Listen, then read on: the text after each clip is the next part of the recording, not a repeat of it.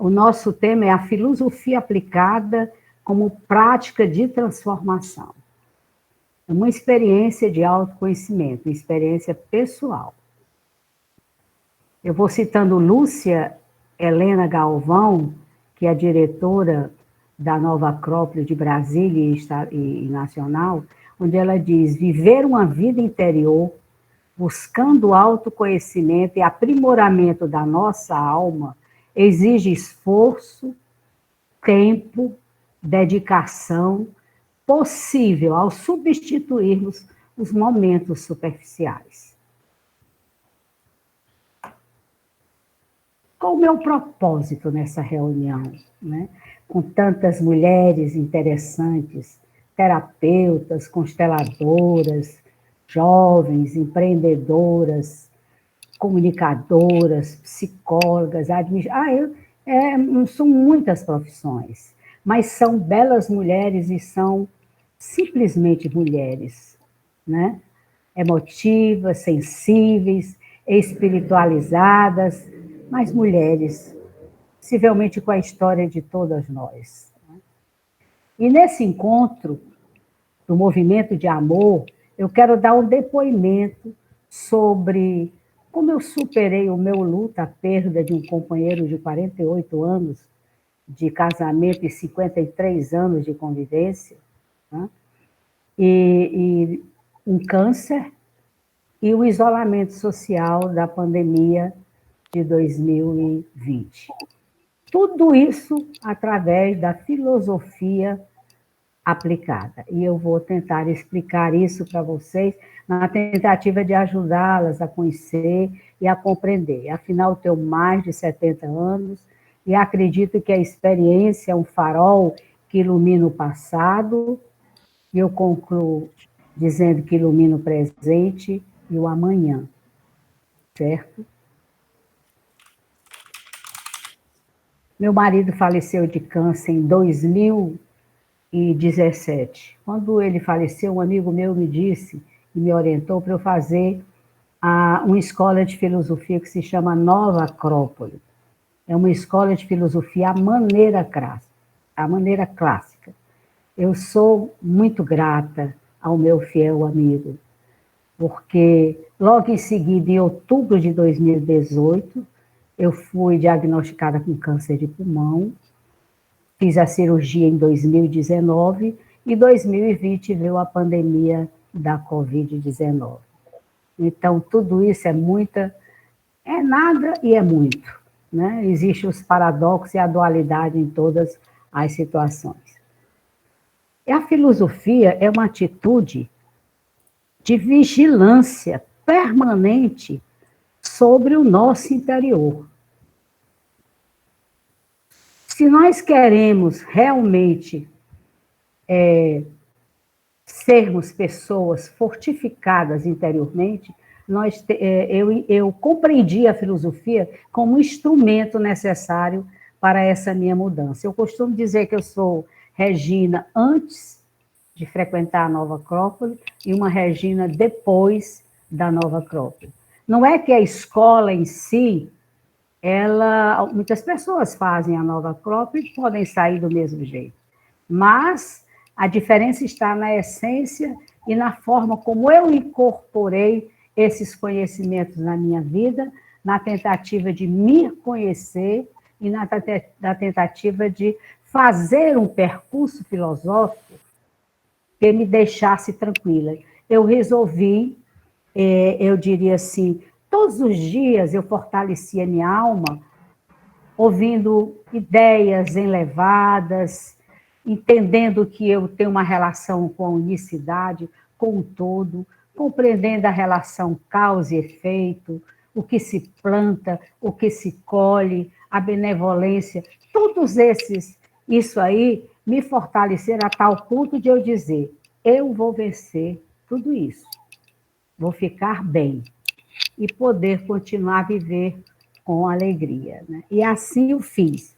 E fiz até um poema nesse momento, que quem quiser depois receber, eu mandarei anexado ao documento. Sim, eu fiz um texto.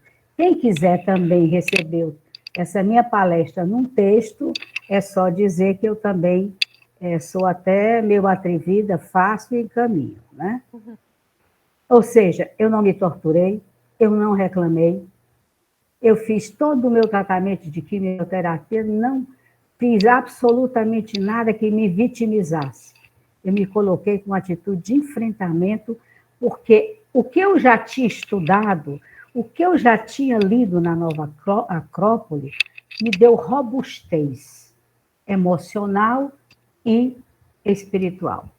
Isso, para mim, foi de uma luminosidade, de uma clarividência que mudou realmente a minha vida. Enfim, eu dei continuidade a esse processo de conhecimento de mim mesma, né? Fui ouvir as palestras, a Nova Acrópole é uma escola da arte, eu fui fazer oficina de poesia, oficina de música. A minha cabeça estava se completando com ideias maravilhosas, shows de músicas clássicas. Uma vivência da arte. Se é uma vivência da arte, é uma vivência da beleza. Eu não tinha tempo de pensar em que a dor poderia me consumir, né? Tanto que os médicos até se surpreenderam, porque durante todo o processo de quimioterapia, de cirurgia, a minha imunidade não se modificou. Eu permaneci com uma boa imunidade física, né? E eu acredito que foi imunidade espiritual também. Então, eu tentei estruturar isso de uma forma bem didática, para que facilitasse a compreensão de vocês, né?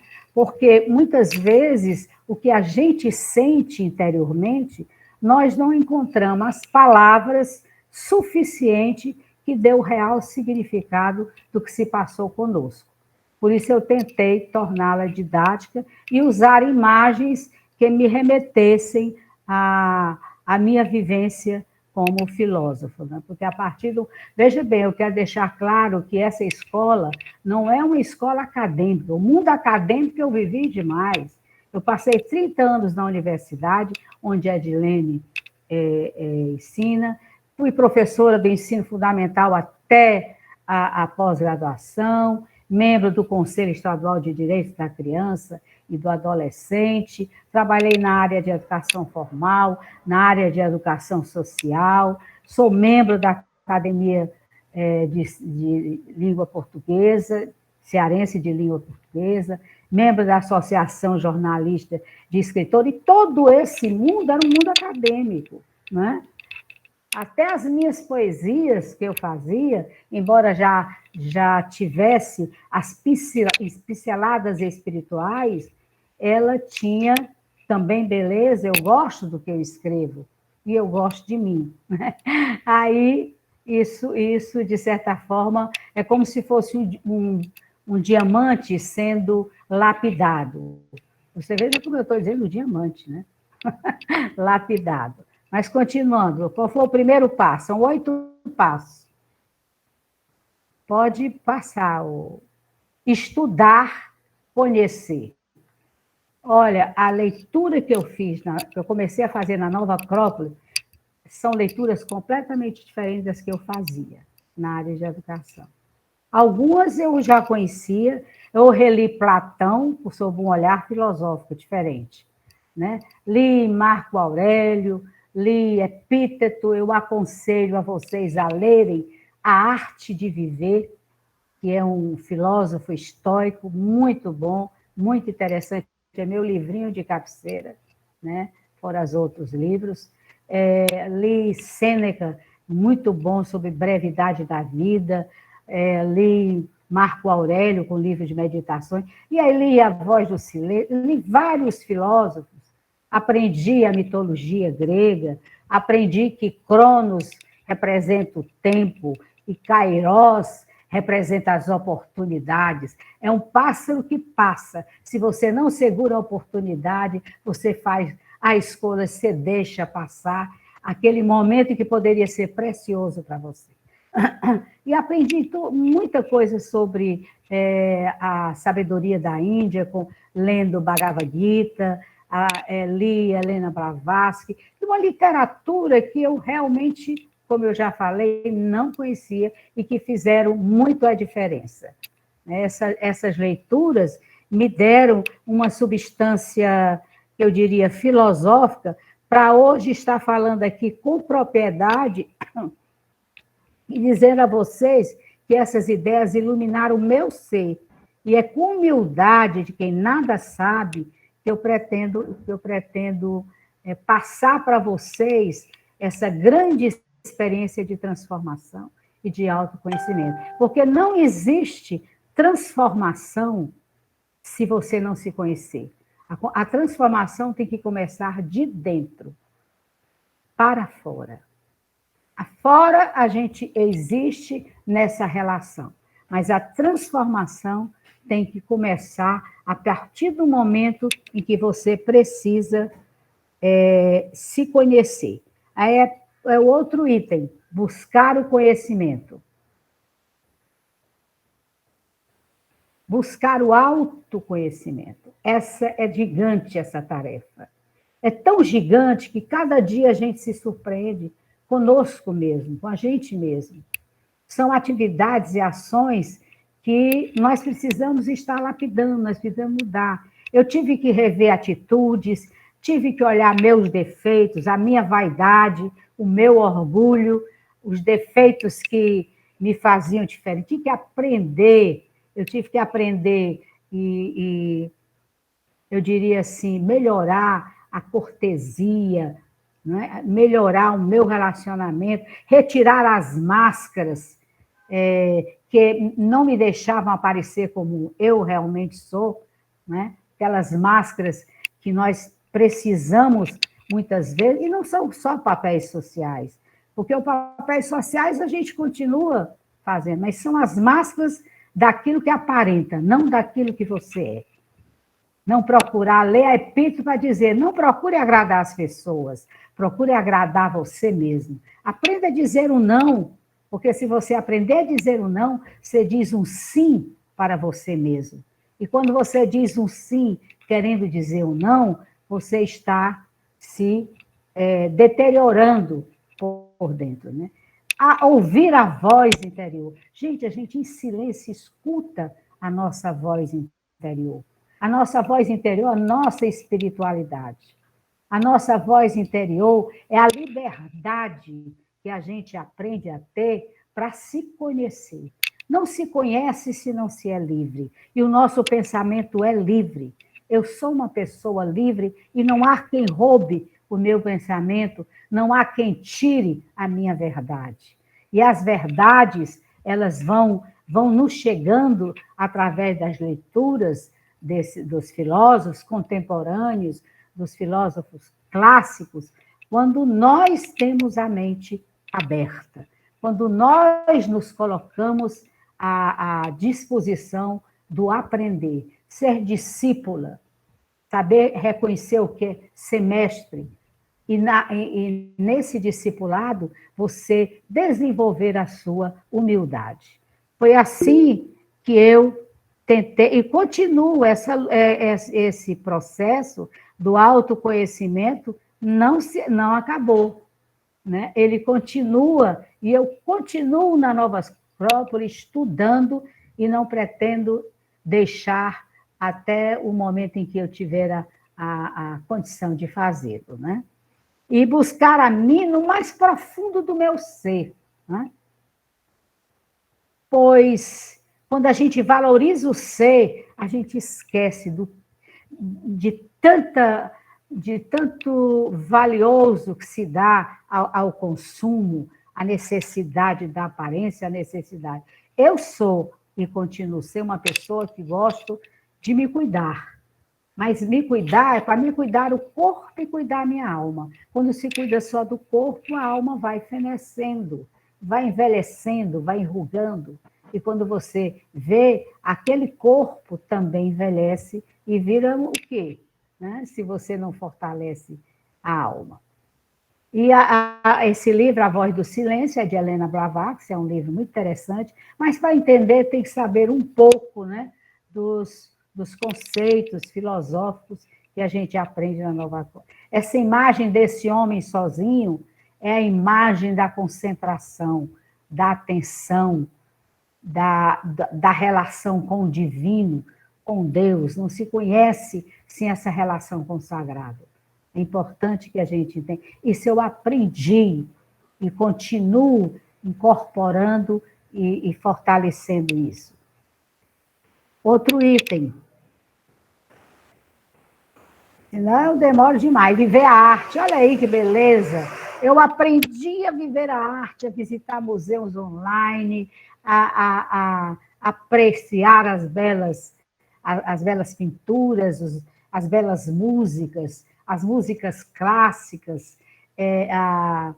Meu Deus, foi assim uma descoberta. Eu conhecia música clássica, mas eu não a conhecia na sua tonalidade, na sua mensagem, na sua essência. Mas não deixei de ouvir MPB, não deixei de ouvir nenhuma música que eu gosto.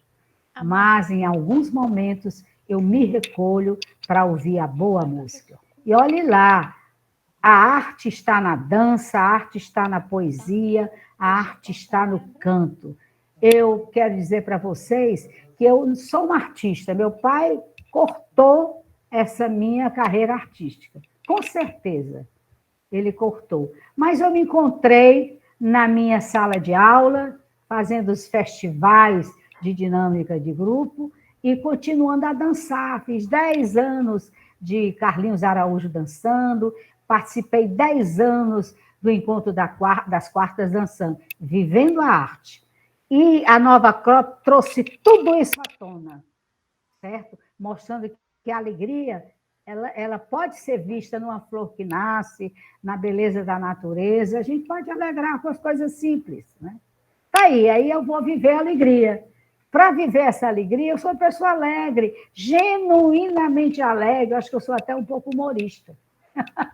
Eu gosto de fazer as pessoas rirem, eu gosto de cantar, eu gosto de dançar, eu gosto de alegria. A alegria, ela está nas coisas mais simples, no encontro com o filho, no encontro com o marido, no namoro com o marido, nas pazes depois das brigas, não é verdade?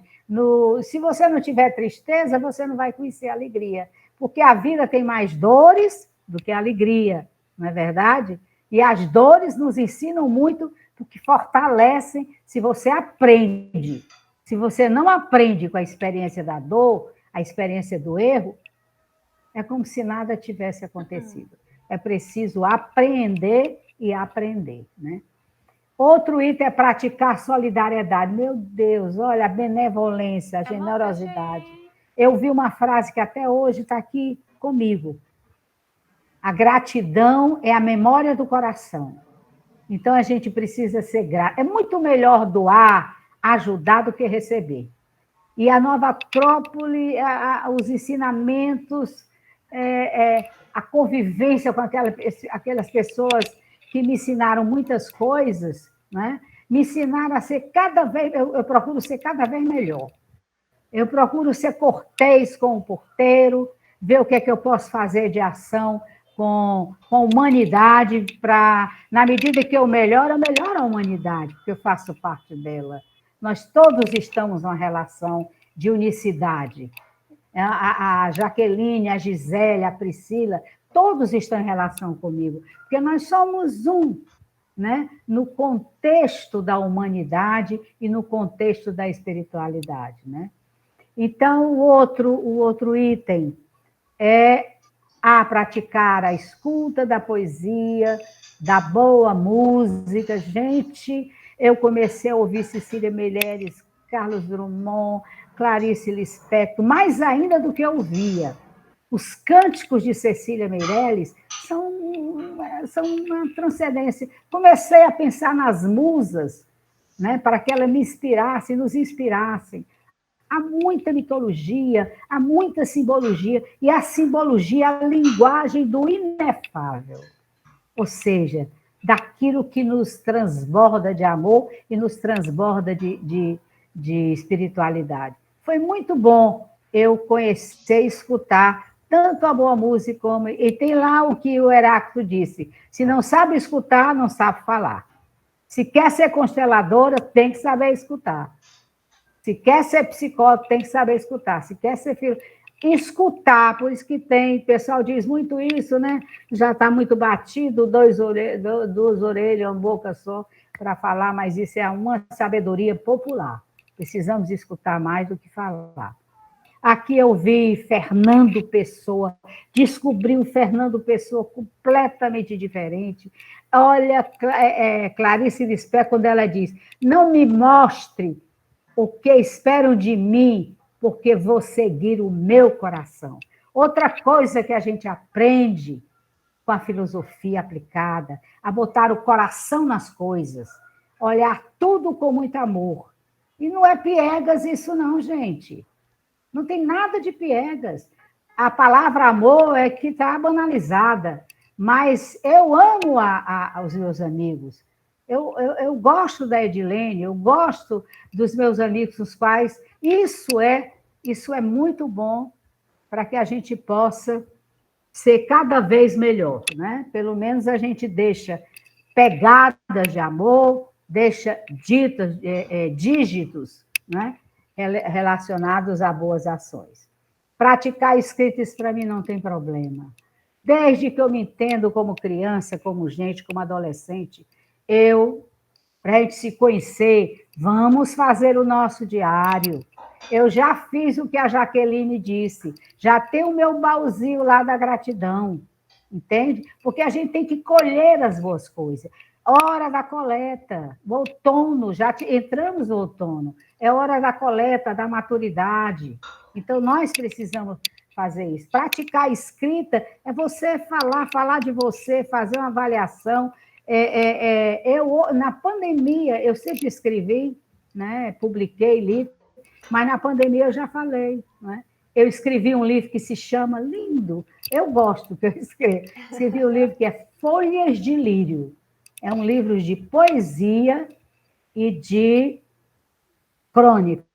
E as poesias foram todas, quase todas feitas na oficina de poesia da Nova Acrópole. Ou seja, naquele ambiente que nos possibilita isso, na leitura, na escuta e tudo mais. Por isso que eu digo, nós temos que ter a lista dos livros dos nossos sonhos. Ler e escrever. Todos nós podemos escrever. Priscila poderia escrever a sua história sobre como venceu, né, a sua depressão. E todos nós temos uma história a contar. E a história de todos nós deve ser contada de um jeito belo, de um jeito que motive as pessoas a entender que escrever é uma arte, é belo também. O oitavo, praticar, estou terminando, viu? Praticar ações desafiadoras e empreendedoras. Qual é o meu tempo aí? 5 minutos. Já pode finalizar, tá? Finalizou, mas pode fazer a finalização. Já, vou só terminar aqui. Né? Tranquilo. Praticar ações desafiadoras. Meu Deus, eu produzi tanto nesses últimos 3, 4 anos, e sobretudo na pandemia. Primeiro, eu já tinha um blog. Agora, eu criei um canal no YouTube. Eu alimentei meu Instagram também. Fiz um podcast fantástico.